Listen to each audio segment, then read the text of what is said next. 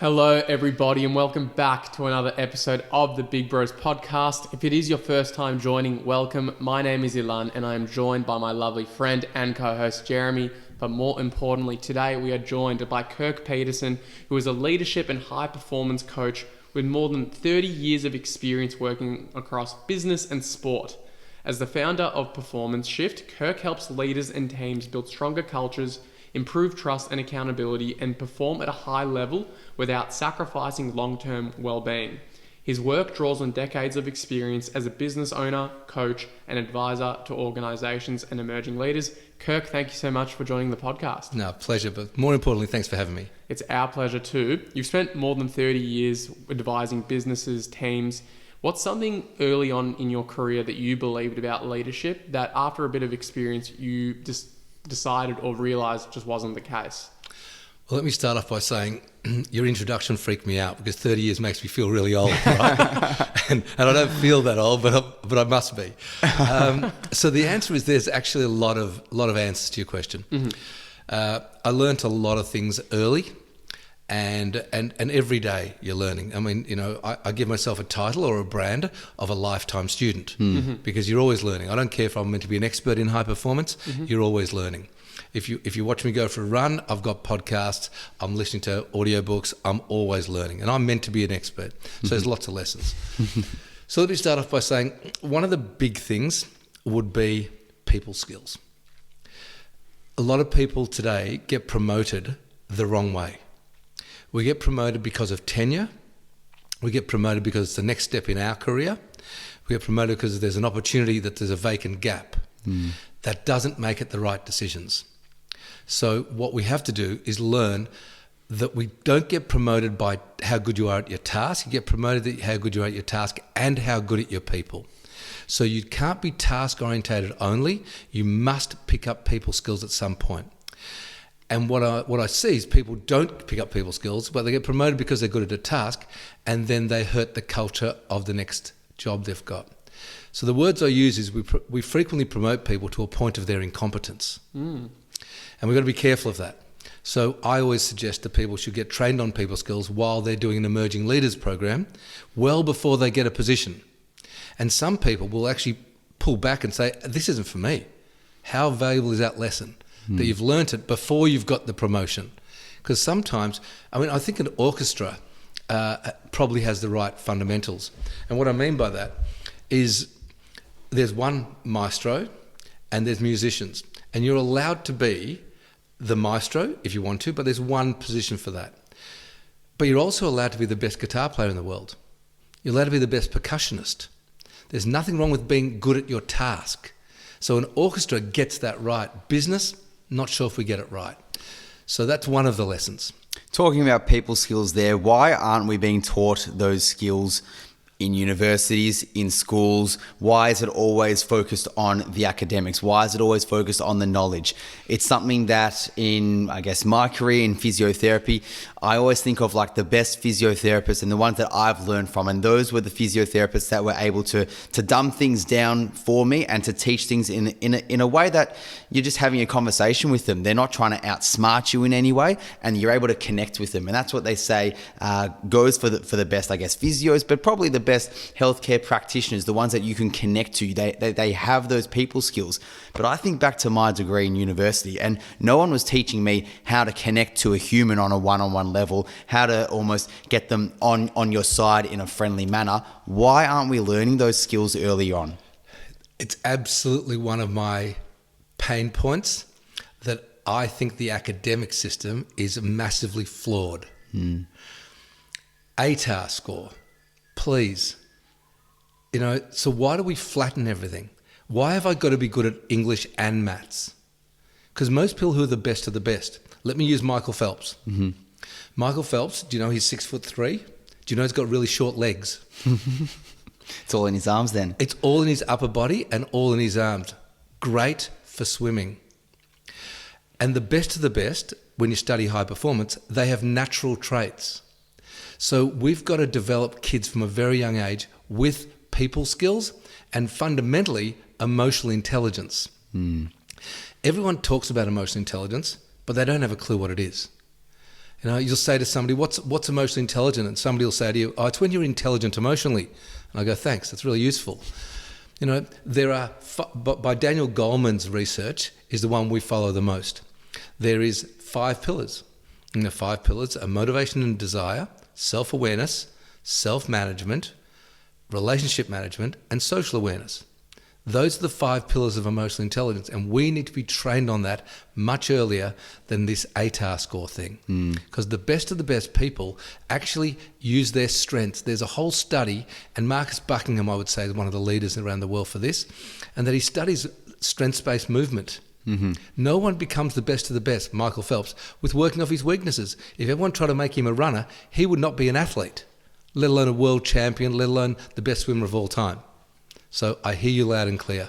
It's interesting you mentioned that. I think when they were developing the IQ test, so the initial theorists when it came to intelligence, when they were trying to develop what was like a digestible definition, they didn't say that it was, you know, the smartest person or it's the person who knows the most things, but rather it was the person who knew their strengths and knew their weaknesses and knew how to capitalize on their strengths and compensate or make do with their weaknesses, which is kind of similar to what you're speaking about here. But similar to kind of what you were saying here before about emotional intelligence, I know we speak to a lot of young people and they tell us that they're in corporate jobs where the people they're with, they don't feel like they're the most competent, but they're the ones who get promoted because they have really good people skills. So that we end up having discussions about, you know, how to become more charismatic in the workplace. How can you come off as confident without being arrogant?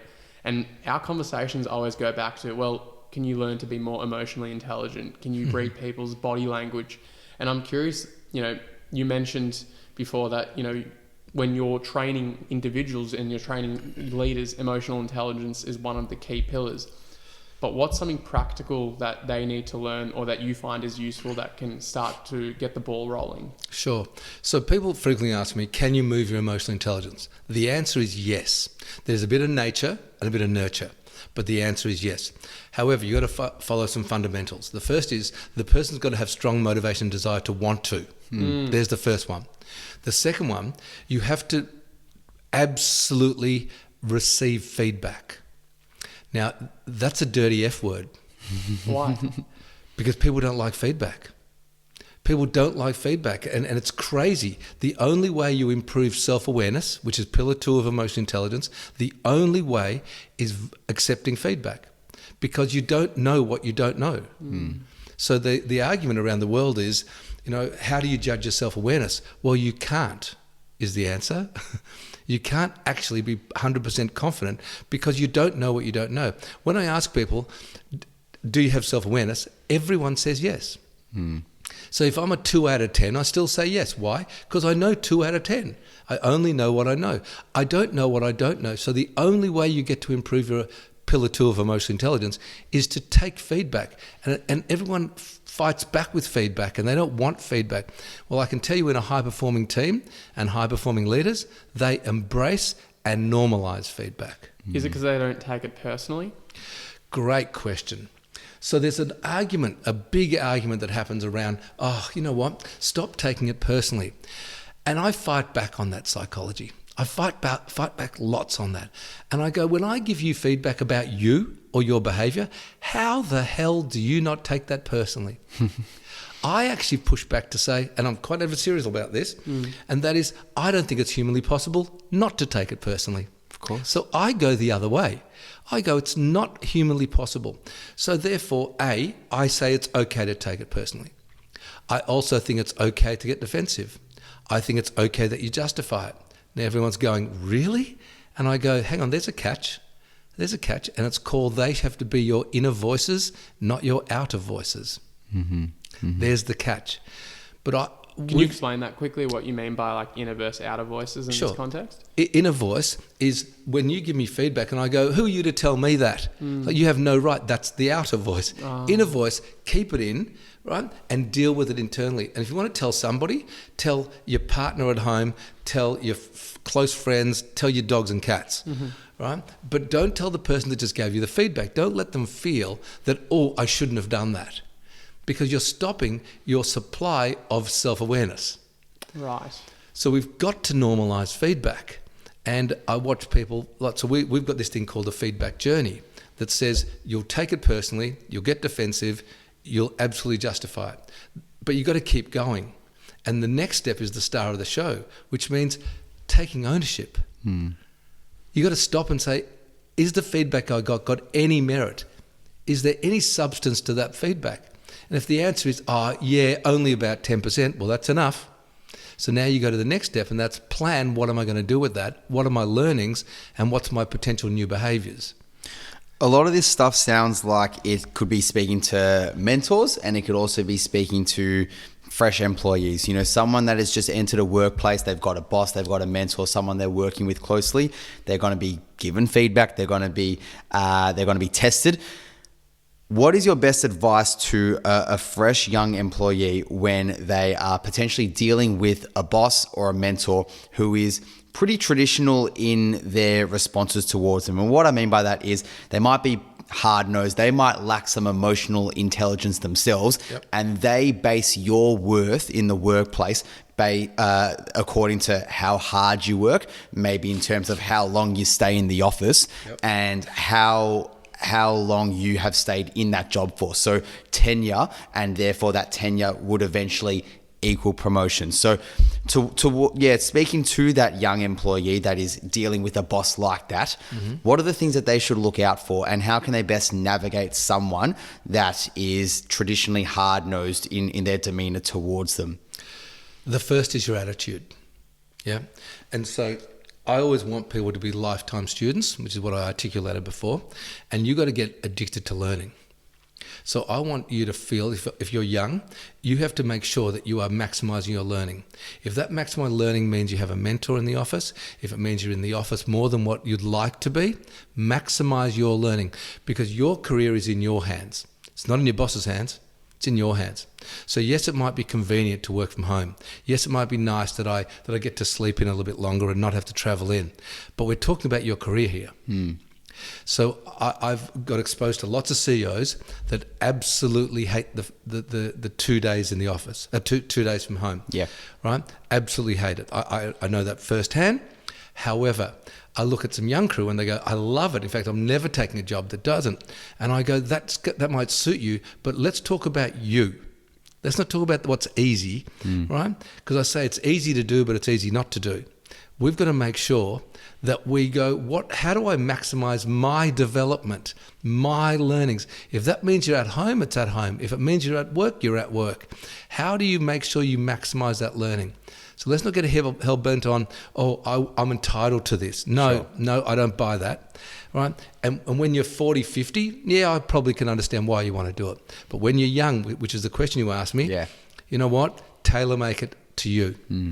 It's interesting you mentioned that, because and maybe this is something that has only emerged in our generation, or maybe even in the millennials, so the generation prior to us, but perhaps people not defining their lives by their career. And I think maybe that's a real cultural shift, because maybe, 40, 50 years ago, their career, someone's career was their identity. And perhaps I think maybe there's now more of a push for people to have their career as one branch of their identity, more so relative to before, where it can't encompass the whole thing. And I'm curious if can you, actually this is an extension of that, can you build a high performance environment if half of your team is divided or works from home most of the time? Yes, absolutely can. It's a different nuance. And I say to older leaders who criticize the young crew, and I say, have you spent time to understand them? What motivates them? What gets them out of bed? What brings out the most in them? Have you spent time to do that? Instead of generalizing and just putting a blanket over the top of it and saying young people are difficult. And most of the time, that's really polite, most means 51, doesn't it? 90% of the time, they haven't done that. So just because you're young, that doesn't make you bad. It makes you different. Well, last time I checked, we all have a fingerprint, which means we're all different. So how about we treat people? And one of the things that frequently, I remember doing a keynote in Vietnam, and I remember the person saying to me about, we just got to treat people the way you want to be treated. And I said, listen, I know what your intention is. It's actually quite noble, but it's 100% wrong. It's treat people the way they want to be treated, not how you want to be treated. because you're casting dispersion that your way is the right way. And especially with a young crew. And I think it's an interesting take of what you just told me about it's one pillar. Work is one pillar. It doesn't define you. Some people, some young crew, it absolutely still defines them. It still defines them, and they have an insatiable appetite to get faster than everyone else and develop their career. And that's my point. For those people, I'm saying go for it, right? But don't sit there and say, well, I want to work 4 days from home, because you're missing out on the juice, right? But I'm not saying you don't have to, but you can definitely create a high-performing team with a virtual workplace. We need to be clever. I mean, during COVID, we were gifted with the use of virtual calls, right? We were gifted with it. And geez, it makes us a lot more effective. So there's good stuff that came out of COVID, believe it or not, right? That's hard to believe. Yeah, I know, me too. And let's not talk about government. But anyway, let's move on. The point I'm making is you have opportunities during tough times, and you've got to look for them, you've got to find them. And I think you absolutely can create high-performing teams with a virtual workforce, but it just takes different nuances, different management styles. And for the leader, sometimes they need new skills. Do you think the way we're doing it in Australia is better than other places in the world? I mean, and this also goes for the academic system, but I know that a lot of other places in the world, they are talking about having, like what you mentioned there, we speak about 4 days, but they're doing like a 4-day kind of work week, but longer hours and trying to maximize the quality from those hours. Things are changing and ideas are floating around. Do you think we're doing it the best we possibly can in the corporate world currently in Australia? I think we think too much, and this may polarize this answer. I think we think too much of the employee. We don't think enough of the employer. Okay. We don't go, oh, hang on, doing this and this. What will it do to our bottom line? Because when you talk about leadership, leaders have 2 jobs, and most people think it's one. The first thing a job a leader has to do is get results. That's not rocket science. Everyone understands that. But the second job a leader has to do is create a culture. And most people forget that one. Right. So to create a culture, you need to get out of your comfort zone, and you need to work hard with all the different types of people, young, old, different nationalities, different religions, doesn't matter.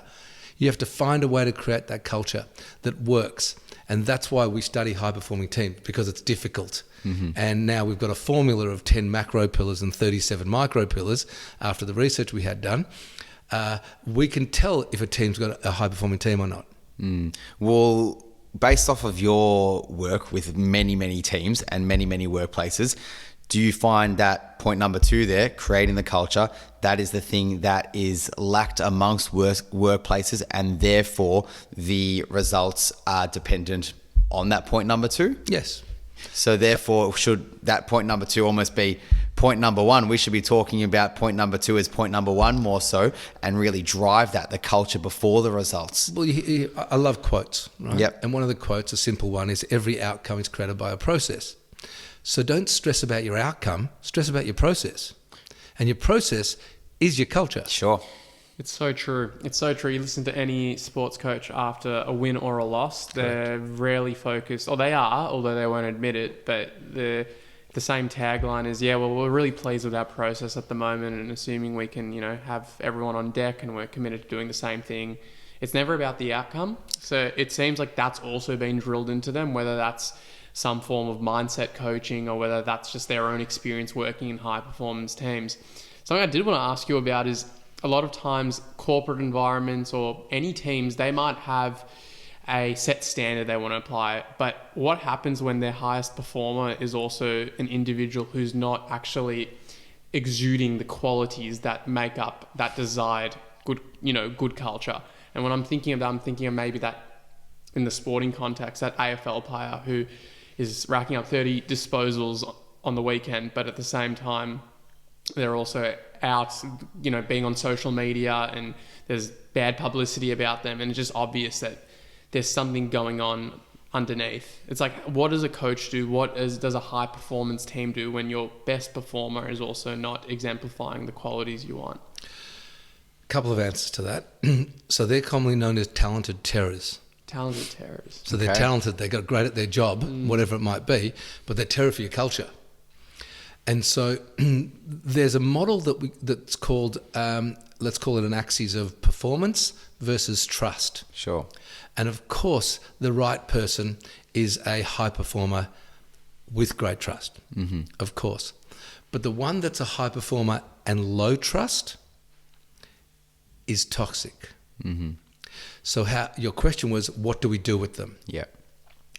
You need to have, people talk about culture all the time and people don't understand the definition of culture. So culture is determined by the behaviours you accept or deny around here.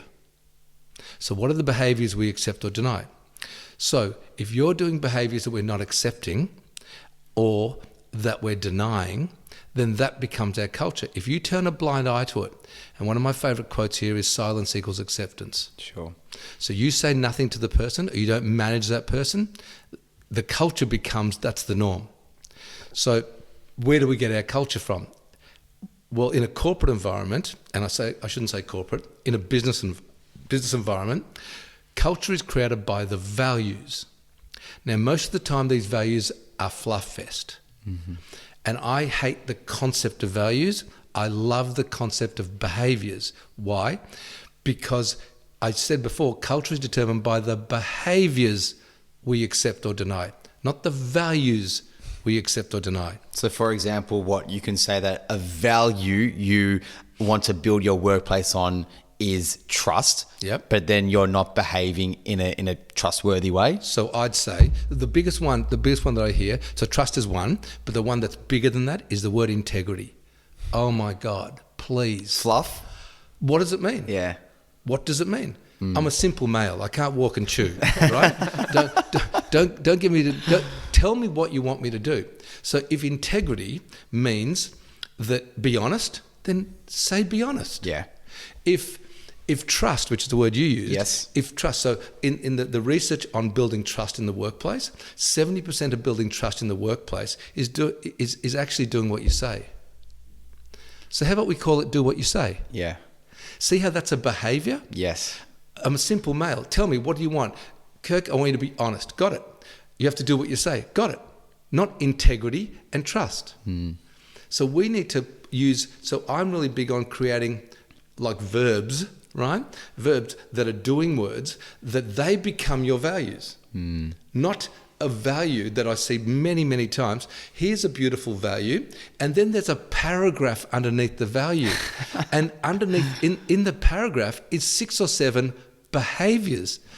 And I'm meant to remember the 6 values with the 7 behaviours, that's 42. There's not a chance I will remember that. Yeah. So that's the answer to your question. We have to manage it off our behaviours, which I call values. Is there one behaviour, despite there being a litany of research suggesting there's like a variety, but any one behaviour you've witnessed in your career that a company has accepted, implemented, and completely turned their culture around? Be solution-centric. Do what you say. So having integrity. Correct. Quite literally, we're going back to the value. Correct.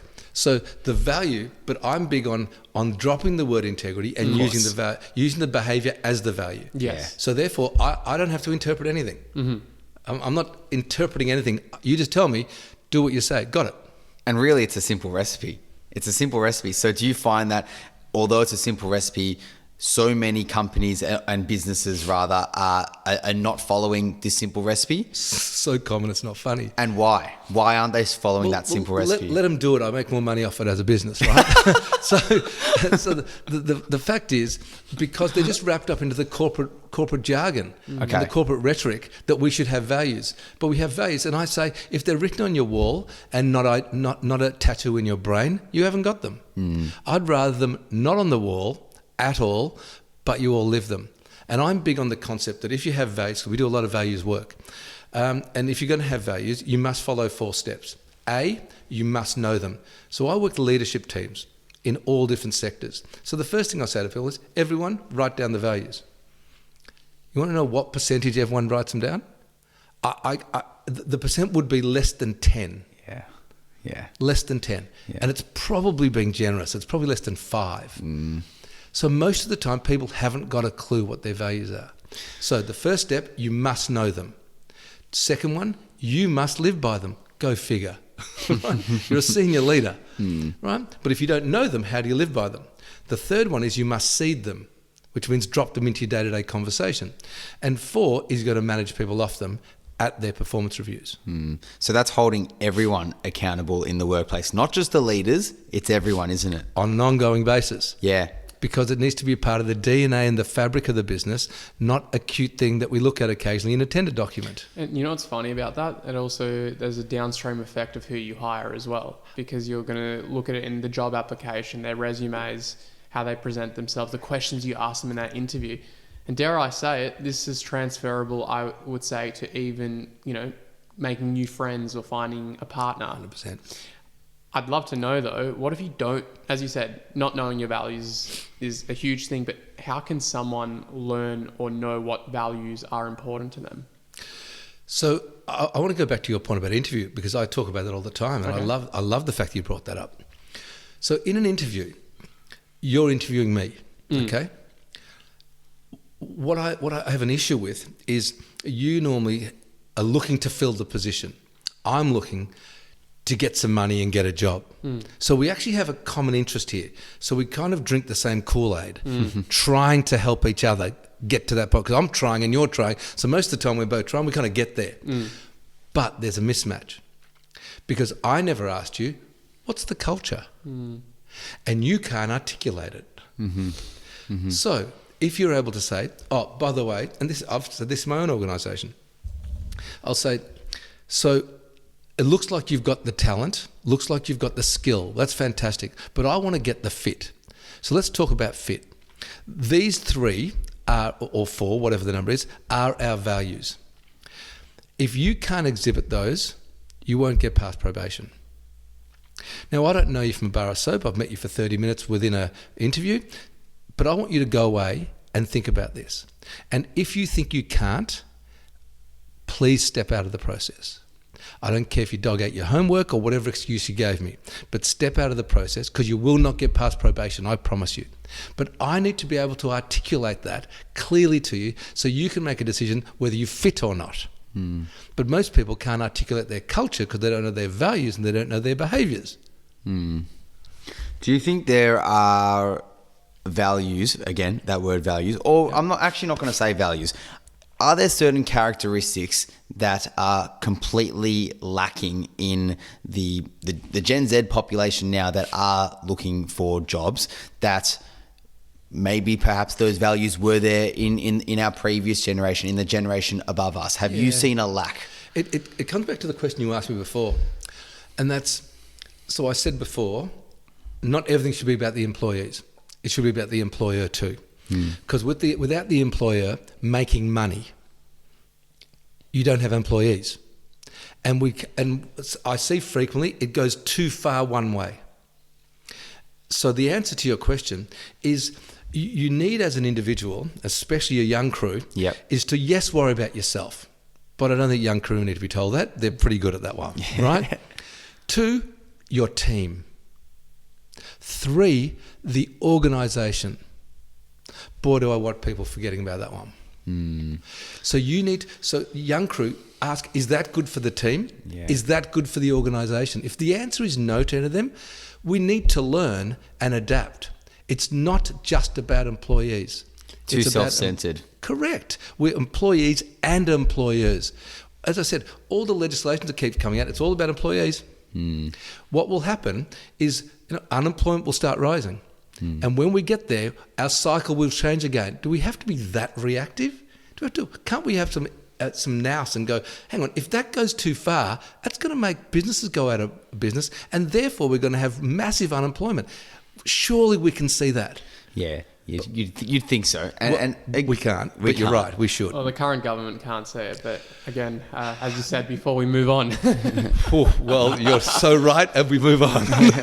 Back to interviewing, because I'm so interested in the whole interview process, and I guess where we're lacking in this interview process. Sure. Is there one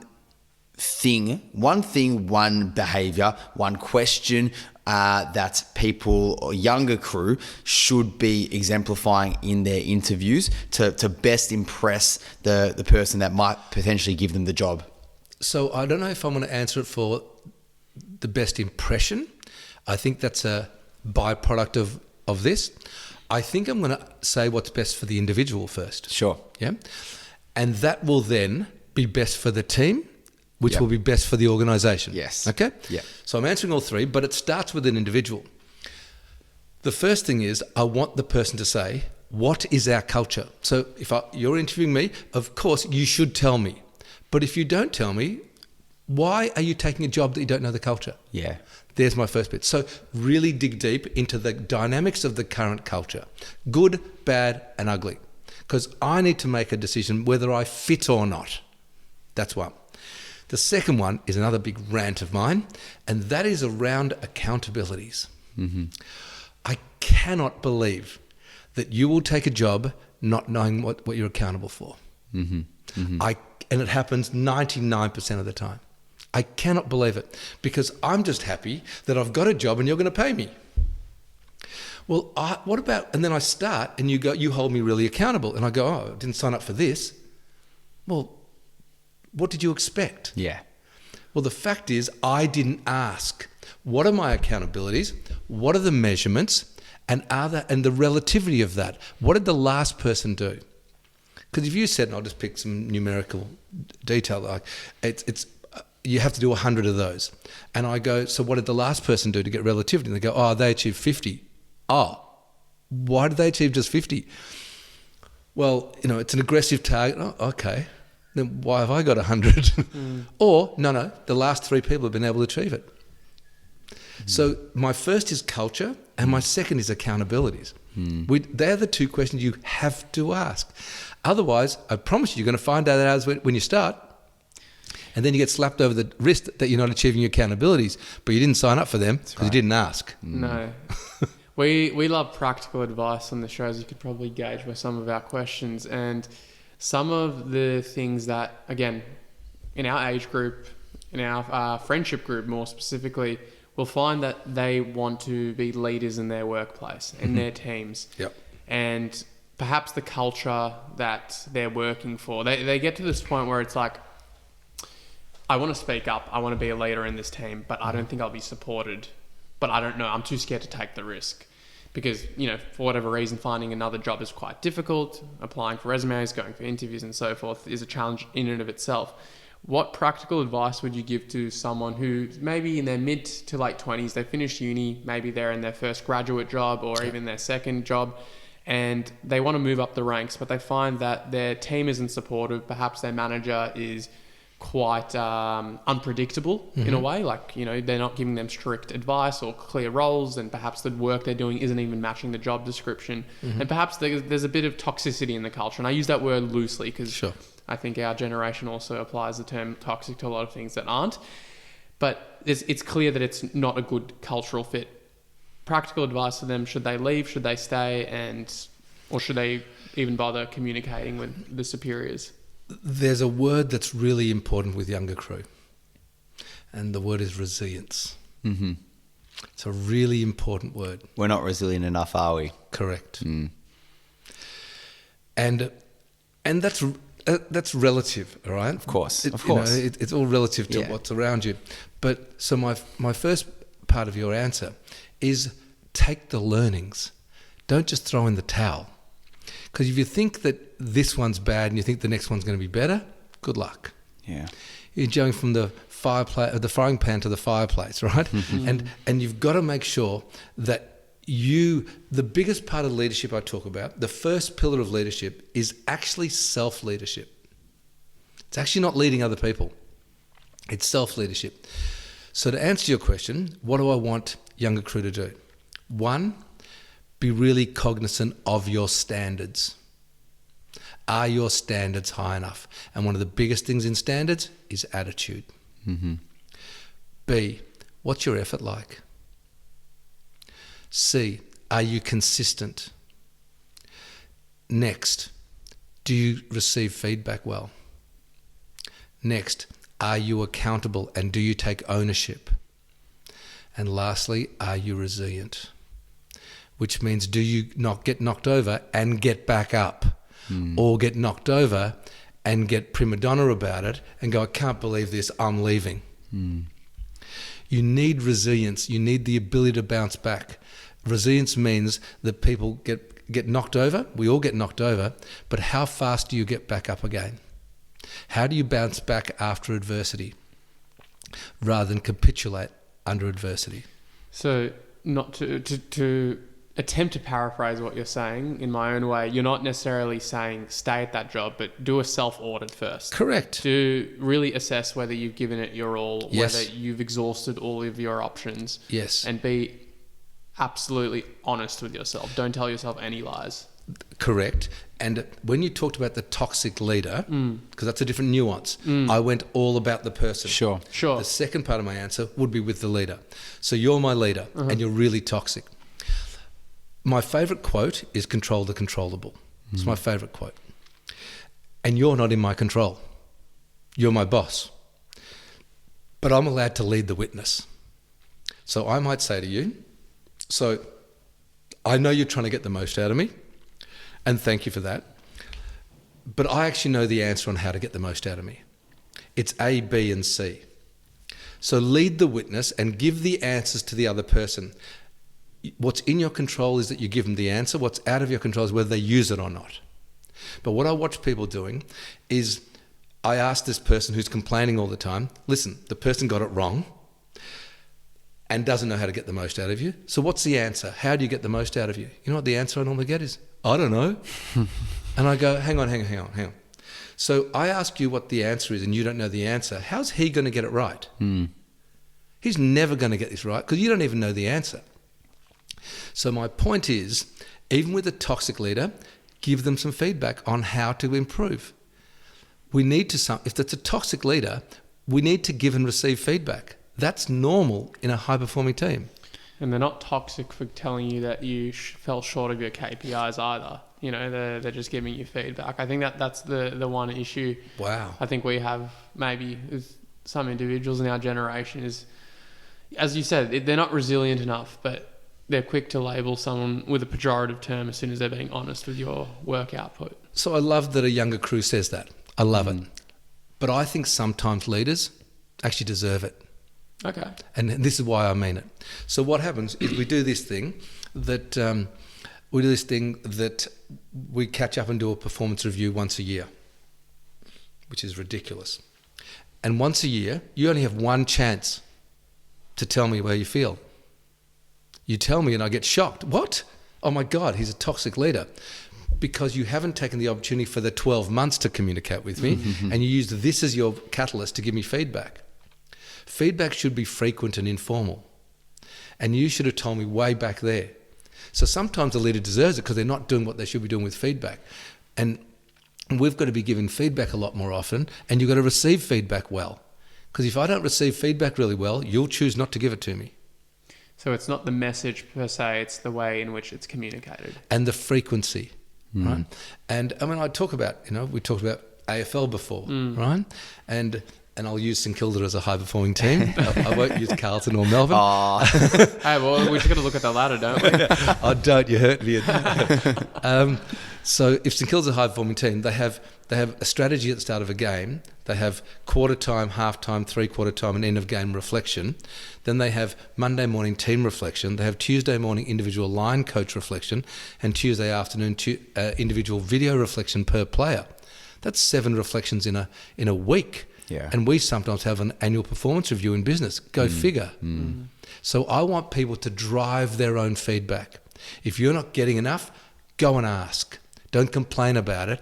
Go and ask, especially young crew, because they're assertive. Is it honestly just a simple recipe then as well for the bosses and for the workplace as a whole, that there might not actually need to be the whole team annual meeting to discuss your high performance, but it can just be informal when you're passing each other to go and get a coffee on the way? It's both. Okay. It's both. So we would always recommend to do a high-performing team assessment once a year in your team. And that's just to put a thermometer in to say, what is happening in my culture?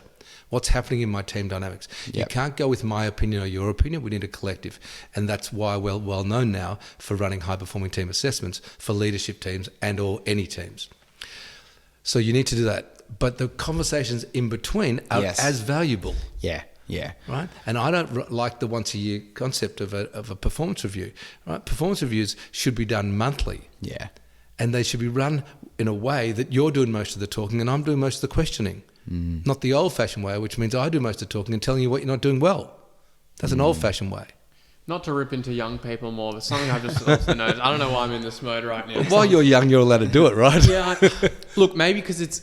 Well, you know what? It's at the forefront of our conversation. It That's is. why, because a lot of us now have either been in a job for at least 2 years, 2 to 3 years. So that reassessment comes into your mind as to, okay, I've been at my job for 3 years now. I really want to stay there. How can I maybe take that next step in my job? Does it come?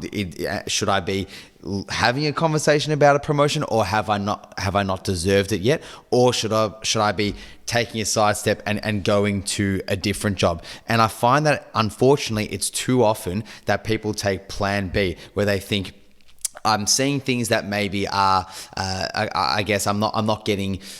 Maybe I feel like I'm not appreciated enough in the workplace. And when they think about appreciation, they often talk about, I'm working too hard, I'm working too long of hours, and my money is not comparing to the amount of hours I'm working, so I'm just going to leave. And like what you said, jumping from the frying pan into the fire pit. So if you are that 25, 26-year-old who feels like they've been really working hard, and I know we spoke about assessing yourself earlier and having that honest conversation with yourself, but to the person that actually really feels like they have done that and they've been working their ass off really, and they've had a really good amount of time at reflecting upon themselves, and they want to take that next leap, and they want to maybe take the opportunity to try reach for a bit of a promotion. How do you go about that conversation with your boss in the most appropriate way possible? So I want to go back where you started. And Sure. And the first one is, your 25, 26-year-olds, go and have an older mentor. Outside of work? Okay. Go and have an older mentor. Why? Because they'll give you the vision, the thoughts, and the mindset of probably their bosses. So go and have one. So what would you do here? Oh, I would never do this. And then you go, why? Have the conversation informally. Right? If you rang me and said, listen, this is not happening for me, well, what do you think is happening? I'd have an answer for that, because we've gone through it hundreds of times. So that's my first bit. Now to your question, and I'm trying to think what it was now. About the most appropriate way to ask for a promotion when you feel like you've actually done the work to earn it, let's say. Sure. So I love the fact that you've done the hard work. Love it. Then have a conversation at your monthly meeting. And if you don't have a monthly meeting, ask for a monthly meeting. So remember, I'm all about driving your own career. So I'm going to ask for it, and I'll say, okay, can we have a conversation now, not only about my results, but let's talk about my input on the culture, and let's talk about my progression. 3 buckets. So Kirk, you're doing really well with your accountabilities, your culture. You know what? I'm loving the fact that you're adding this. Oh, that's great. 2 and 3. What was your third one, Kirk? Oh, it's about progression. Oh, what do you mean by that? So I'd love to get that position. But let's have the conversation today. I know I'm not going to get it today, but I want to know the path and what you expect me to do. So give me the answer to how do I get it. But don't do it when you're tapping on the door and say, I want it today. Do it well before you've got it. So what do you expect from me? Well, I expect this, this, this, and this. Okay, now how am I going with those? Well, that one's good, that one's not. What great feedback. That one you need to do a lot more of. That one you're inconsistent with. Okay, so if I get those 4, will I maximize my, hear those words? Yes. Maximize my chances for that promotion. Yes, you will. Good, because don't forget, we also sometimes have to have, there's somebody in that spot. So what do? Just delete them, right? You can't do that. Yeah. Fair Work Australia doesn't allow that. Did I call them Fair Work? They should be called unfair. But anyway, let's not start that conversation, right? So the fact is, have the conversation prematurely, well before you're tapping on the door saying, by the way, I think I deserve it. Right? And lay out the stats as well, hey? Lay out the stats as what you've done. You have to have proof. Yeah. Right? And then you get the stepping stones from your boss of 1, what are the stepping stones? And 2, where am I on those stepping stones? Well before you're tapping the door saying, I want a promotion. And what I love about that as well is it actually puts your boss in a corner in the sense that they need to know what that path looks like for you. And if they haven't actually even thought about it, then that probably tells a lot about your status in the company or the status of the company itself. I will say a lot of leaders may not be able to answer that question, but you're asking them to go find out. How valuable is that? Yeah. As I said, drive your own career. Yeah. Stop. One of my favorite quotes is "Lose your finger and buy a mirror." Not to continue the bashing of young people, but I think this is like maybe a self-reflective point, all the things that I've picked up on are probably things that I'm fearful of developing myself. So I think for a lot of young people, maybe a lot of the friction now with work is the idea of dependency. So they're very much dependent on the company they work for or the business or organization that they work for to do everything for them. And perhaps that's just because nowadays in society, everything's quick access, right? You go on your phone, you can find anything you want. And driving your own standards and leadership, that's almost been outsourced. And I think that for a lot of young people, that's almost like an unconscious challenge they experience. They go into a company and they realize, oh, shit, I actually have to do this myself. I have to fulfill these obligations. And that can be a real reality check. And then when those obligations aren't fulfilled or they realize, oh, gee, I actually have to set my own standards and it's not the boss doing it, then they kind of conclude that, well, they're just not in the appropriate company in the first place. And they end up going to, as you said, from the frying pan to the fire pit. Yeah. So that's just something I picked up on. Do you think there's an element of truth to that? Yeah, I think I want to say I think we jump a little bit too quickly as a general rule. But I'm seeing tenure from younger crew. I've got to change my expectations. Like, it's shorter now. I mean, I remember my parents would work for 30, 40 years in the same organisation. That's like freak of nature today. Why has that been the case now? Why is it shorter? I think a couple of reasons, and you touched on it. One is younger crew have a lot more of instant gratification. Yeah. Now, instant gratification is as good as it is bad. Yeah. It's not just good, it's not just bad. It's probably more bad than good.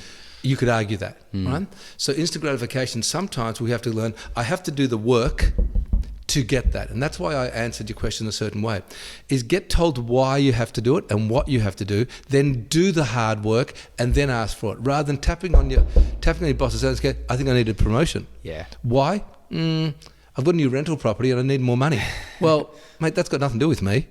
She won't say that to you. But at the end of the day, what's that got to do with me, mate? Take it easy, right? Yeah. It's got nothing to do with it. You've got a rental property that's too expensive. Pull your head in. Yeah. You know? So I think we've got instant gratification that we think everything happens really quickly. But I think what we've got to do is start going, what do I have to do today to get that? And I think the turnover of younger crew is they just keep searching for the next thing. Money-wise as well. Well, I think that's Everything. The biggest thing that they're looking for always. More money, opportunity, development. If you're not developing people, forget about young. If you're not developing people, they become vulnerable. Yeah. I think because everyone wants to get wealthy as quickly as possible, and there's people who have, whether it's been successful or unsuccessfully, like on social media, they've said the best way to make sure you can retire early isn't by staying at the one job and hopefully becoming managing director. It's by consistently job hopping over the next 6 months and seeing which companies can match your salary. It's not that might not work. It's more that what are you sacrificing in the interim? And it's like, do you want to have that resume of, that individual who's been in a company for 6 to 12 months and then have kind of jump shipped. So I think it's kind of what we spoke about at the start. It's also what they value. If you want to retire early and you don't want your career to be, the defining feature of who you are, then for sure. But I've got a question for you. Sure. As someone who works in this space, what does Kirk Peterson need to do to still improve their own leadership? Always getting feedback. Always, just normalise it. Giving, receiving, and in what we do for a living, we get lots of feedback. We get it. It's not even a choice, right? So I'm feedback fit, right? Make sure giving and receiving feedback. That's the first one. The second one is always aspiring for the next. Now that can hurt people. I'm always looking for what's next, what's better, how do we do this better? AI right now. AI. How does the training field get affected by AI? What happens? How do you use it? What do you do? The third one is having better and better people around you. And I mean better people from our team through to great mentors. One of my mentors, one of my people who I'm very fortunate to have a close friendship with him, and we happen to have dinner on Monday night, is a guy by the name of Larry Kesselman. Mm-hmm. Now, Larry's just an inspirational human being and an amazing business person. So I'm always learning off other people. Have an insatiable appetite to lose your know-it-all mentality and be a vulnerable leader, and always go, how do I get better?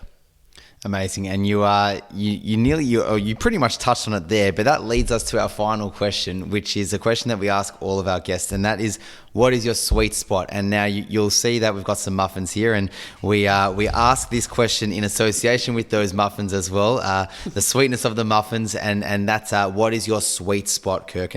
And by sweet spot we mean what is a good thing happening in your life right now, this year perhaps, and that can be from a personal lens, from a career lens. There's no boundaries to this question, but what is something that gives you those warm, fuzzy feelings in your stomach at the moment?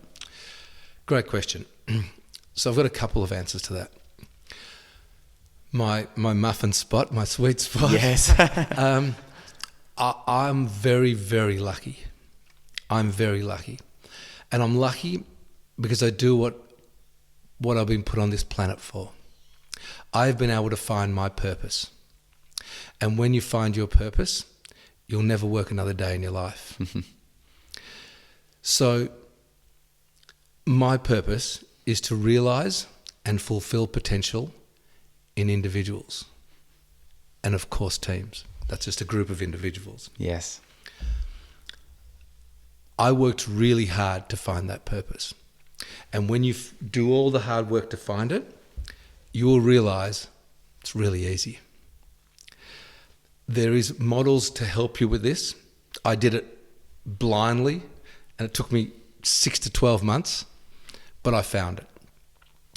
There's a model called Ikigai that can help you with this, Ikigai. Yes. It can help you with this, but you've got to do the work.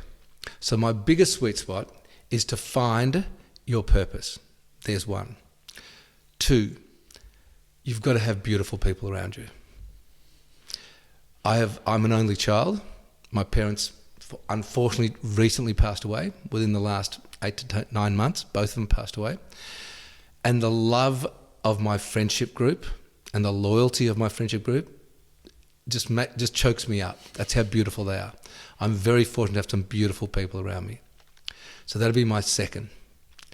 And my third sweet spot would be find your passions. One of my passions is getting the most out of people.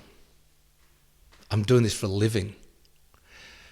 You know, love good wine, love good food, right? Love St Kilda Football Club, right? I love the feeling of a win.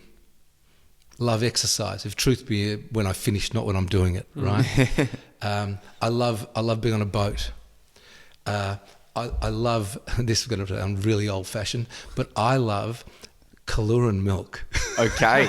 So you're going to laugh at that one, right? I can't even say I know what that is. Okay.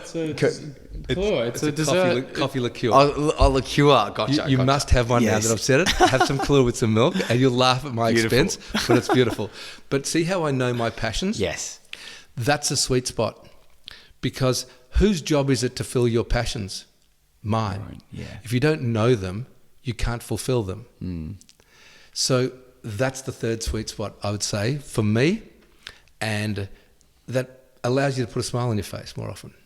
Kirk, that was beautiful. Thank you so much for sharing that for the sweet spot segment. Now, for those that want to get more familiar with the work that you do, where is the best place that people can find you? Sure, that's very kind of you. I guess just email us, team@performanceshift.com.au. Really what we do is help teams become better teams, basically be more effective to get better results. And so the high performing team stuff we do a lot of, and the second one is the leadership training to create high performing leaders. and we have courses and content and a lot of IP of diagnostics to do it, because I'm sick and tired of people's opinions, and we have to use diagnostics and assessments to get collective data so that we're not jumping at shadows. Love it. Thank you so much for joining the Big Bros podcast, Kirk Peterson. Thank you. Amazing.